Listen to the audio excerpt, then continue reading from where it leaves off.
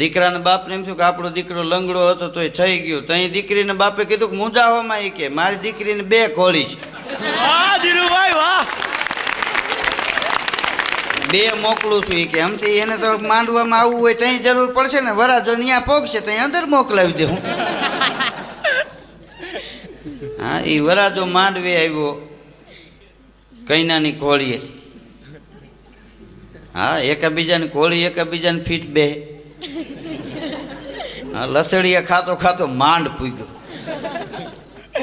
હા અને બાયું ગીત ગાતા હતા. વળી એક તો 2 ઘોડી લઈને વરાજો આયલો આવે, એક બાજુ બાયું ગીત ગાય.